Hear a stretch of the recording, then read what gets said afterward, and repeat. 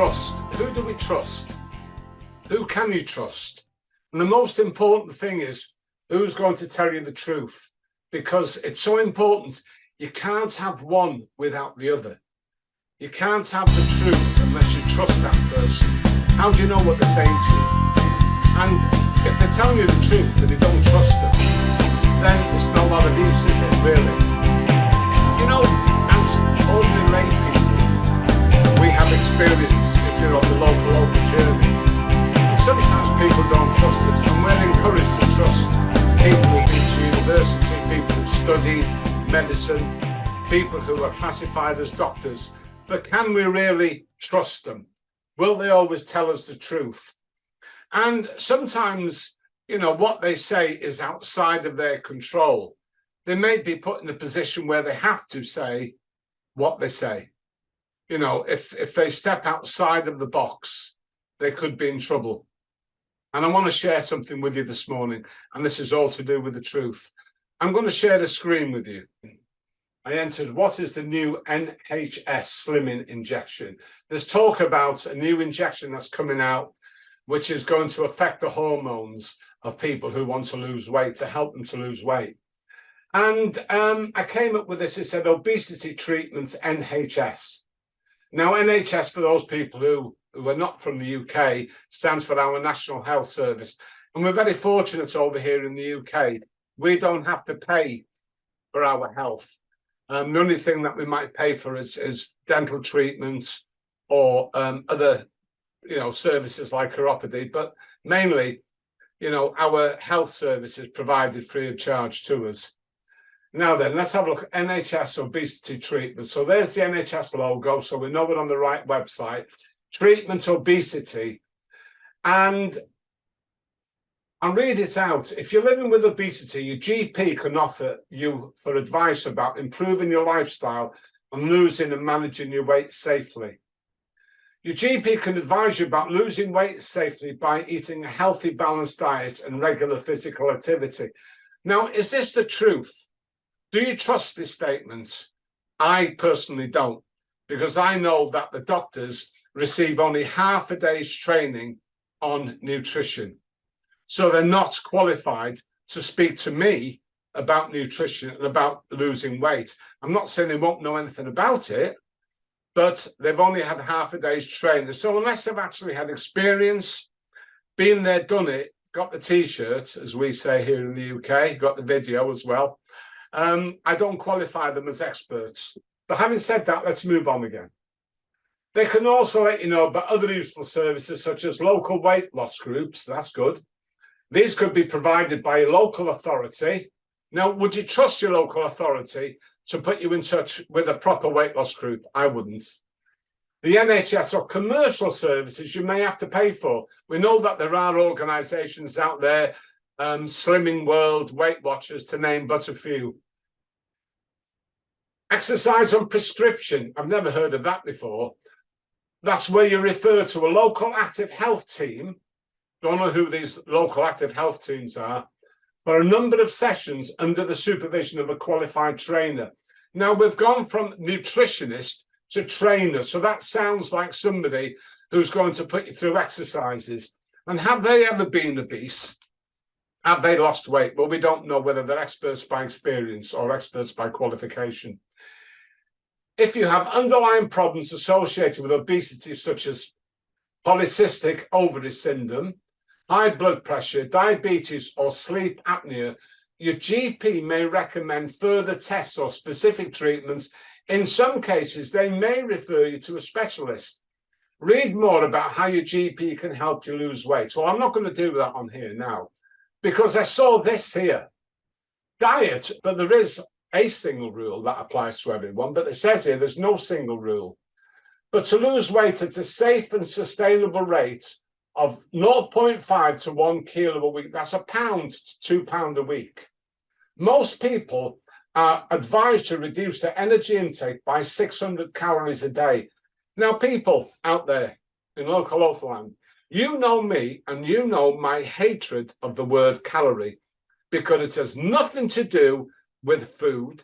It has to do with thermodynamics. The calorie is the amount of heat required to raise 1 gram of water through 1 degree centigrade. And the number comes as a result of a laboratory experiment. I've made a video about it. I'll put the video link up on the screen now. It's called Can You Eat a Calorie? I made this video a long time back, but don't jump off and watch that right now. Watch the rest of this. So believe you me, there's no such thing as a calorie, and you cannot eat a calorie. It's impossible, because it's a measurement from a mathematical formula based upon burning food to heat water in the laboratory. So that's what I went out of the way. The best way to achieve this is swap unhealthy and high energy food choices, such as fast food, processed food, and sugary drinks, including alcohol, for healthier choices. Now, you know, if you don't know anything about this, what's a healthier choice? It doesn't tell you. But here we go. Healthy diet should consist of plenty of fruit and vegetables. I don't think that's a good healthy option, because fruit is full of glucose, full of carbohydrates, and that's not good for you. Vegetables, which vegetables? Meals based on potatoes, bread, rice, pasta, and other starchy foods. Ideally, you should choose high fiber and whole grain varieties. So a healthy diet should consist of meals based on potatoes, bread, rice, pasta, and other starchy foods. So here now, is this the truth? Do you trust this statement? I do not. Some milk and dairy foods or dairy alternatives. So if healthy diet should consist of that. It should consist of some meat, fish, eggs, beans, and other non-dairy sources of protein. And it should also consist of just small amounts of food and drinks that are high in fat and sugar. I'll say that again. It should consist of small amounts of food and drinks that are high in fat and sugar. Now, do you trust this advice? Is this helpful advice? Is this the truth? Do you trust it? I don't. Try to avoid containing high levels of salt, because they can raise your blood pressure.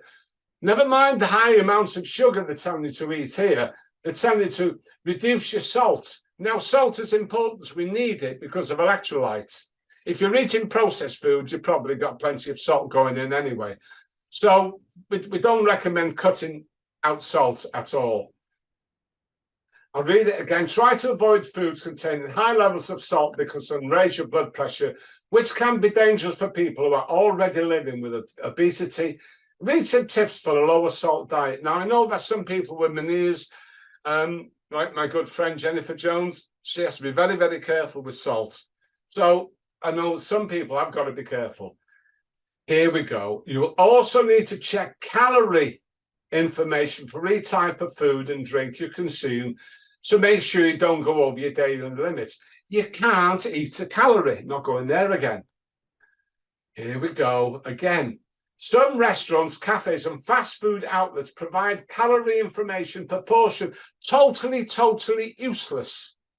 Although providing this information isn't compulsory, be careful when eating out, because some foods can quickly take you over the limit, such as burgers, fried chicken, and some curries or Chinese dishes. Read more about calorie counting. We shouldn't even be talking about calorie counting, because there's no such thing, and it's a total waste of time. Let's get on to here. Diet programs and fad diets. Here we go. Now, this is from the NHS. Do you trust this statement? Avoid fad diets that recommend unsafe practices, such as fasting. Really? Going without food for long periods of times. So avoid those. Avoid what I'm doing. I'm in my 5th year of eating 1 meal a day, fasting. You can see I've got before and after pictures. I can prove to show that it's done me the world of good. It's changed my life forever. But the NHS is telling you to avoid that.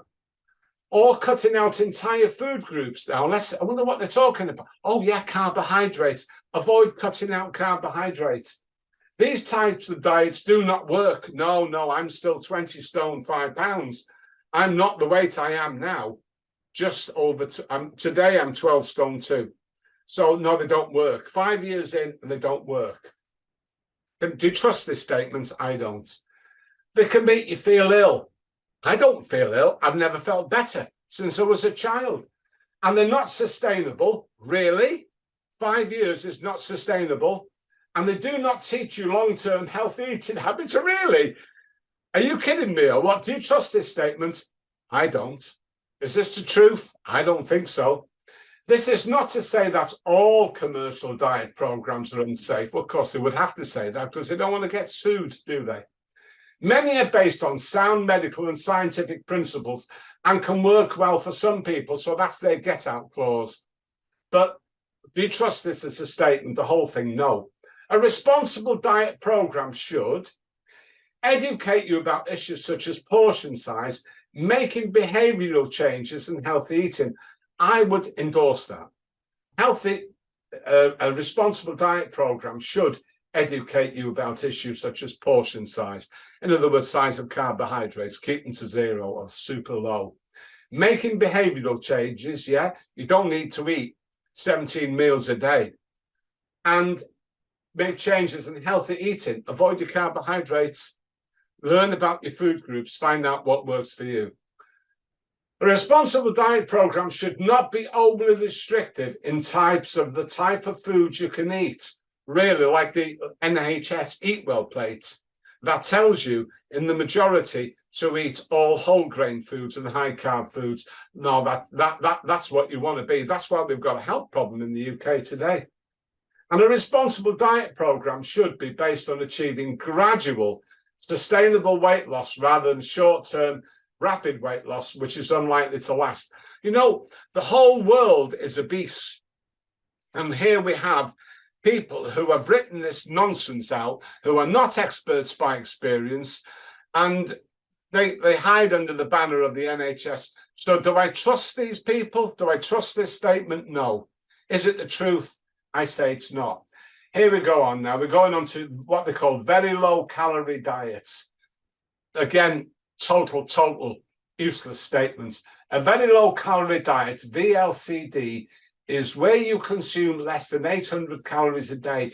You cannot eat a calorie. So that statement there is totally untrue. These diets can lead to rapid weight loss, but they are not suitable or safe method for everyone, and they are not routinely recommended for managing obesity. The NHS can't manage obesity. You only have to go into our hospitals and look at the size of the nurses and the medical staff in there. And bless their cotton socks, I know they work tirelessly. They work long hours, and they have a vending machine diet because, you know, they don't provide them with good information. And in a vending machine, what you're going to find in the vending machine, chocolates and sandwiches and sweet sugary drinks. And if you go down into the restaurants or the cafeterias, whatever you want to call them, it's all fast food, things on toast, burgers and chips. You know, it's not what you call healthy eating. And this is in our hospitals. VLCDs, in other words, very low calorie diet, which doesn't exist, are only recommended if you have an obesity-related complication that would benefit from rapid weight loss. Listen, guys, that is not the truth. Keeping the carbohydrates down is the truth. That's what made you fat in the first place. You can't eat a calorie. That's stupid. VLCD should not usually be followed for longer than 12 weeks at a time. Well, 5 years in, on low carbohydrate, eating 1 meal a day, and I'm still going strong at 77 years old. I'll be 77 very shortly. I'm not saying that, you know, but I'm proud of what I'm able to do at my age.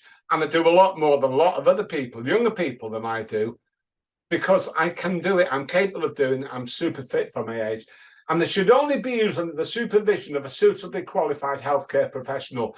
Well, find me a suitably qualified healthcare professional who's had more than half a day's training on nutrition. Further information, there you go, healthy way, 8 tips for eating healthy, food labels, blah, blah, blah. Talks about brisk walking, cycling, recreational swimming and dancing. 75 minutes of vigorous, intensive activity a week. And, you know, I don't do any exercise. I'm fine. 8 tips for healthy eating. Let's have a look inside here. 8 tips for healthy eating. Base your meals on higher fiber, starchy carbohydrates. That's a tip. That's what you should, that's where we've been going wrong. No, it's not. Is that the truth? No. Do you trust that statement? No. Here we go. Eat lots of fruit and vegetables. Do we eat lots of fruit and veg on Local Author? Well, we eat the right kind of vegetables. Don't recommend eating fruit because it's full of carbohydrates. Eat more fish, including portions of oily fish. I don't eat much fish because I'm told there's a lot of mercury in it. But I do eat occasionally. I will have it. But, you know, cut down on saturated fat. Now, polyunsaturated fat, that's the food that we need to be eating. We need to be eating our lards, our ghees, our butters. Polyunsaturated fat are processed. It's processed. It was never intended to be eaten. It's not natural. It's high in omega-6 and it causes inflammation.